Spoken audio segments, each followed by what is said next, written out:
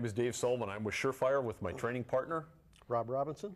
And we're here to talk about acquiring suppressors, sound suppressors from Surefire for law enforcement and civilians. Rob, there's some differences between the two as far as civilians and law enforcement. What I'd like you to do is talk first about what does a law enforcement agency need to do to acquire a Surefire suppressor? More often than not, when you buy a suppressor from a Class 3 dealer, they will handle all the paperwork for the agency. There's no cost involved. They still need to go through the ATF paperwork. There's some time involved, but no cost, and the dealer should handle that. Can an individual officer buy a suppressor? Federally, there's no problem to that. There are some restrictions from state to state and locally. If there are no restrictions in your state or your jurisdiction, anybody can own a suppressor.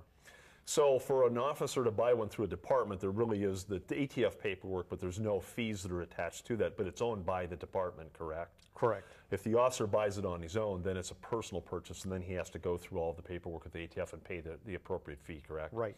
Okay. There's a, you will have to buy, when you buy your suppressor, it'll be shipped to your dealer. The dealer will take the number off of that suppressor, put it on an ATF Form 4, and fill out the necessary information.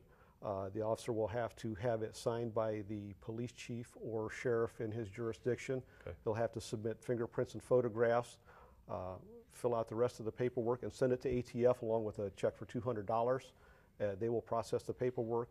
They will send it back to the dealer, and at that point the dealer can release the suppressor to him. Okay. What's the difference then for, say, a civilian? What's one of the most critical things they have to check first before they can acquire a suppressor? It would be check your local and state laws to make sure it is doable before you go any farther. Are there states in the United States where citizens and civilians can have suppressors? More often than not, most states permit it. Some states have some restrictions, some are just absolutely forbidden. So it would depend on your own jurisdiction. And just generally speaking, the process for a civilian or a citizen to have a suppressor in a state where they allow that, what would the process be again? Is that similar to what the officer would go through? The exact same process. You would go to your dealer, order a suppressor, or if you had one, the serial number on that suppressor would go onto the Form 4 along with the applicant's pertinent information. It has to be signed by a police chief or sheriff. You have to attach your photographs, fingerprints, sign the application, forward it to ATF for processing. They do a background check. If all comes back clear, the paperwork comes back to the dealer, and at that point he can release the suppressor to them. So it's important that for a law enforcement officer that wants to make a personal purchase, or for a citizen, that they have to check the state statutes and regulations whether they can acquire that equipment or not, correct? Correct. Okay, excellent.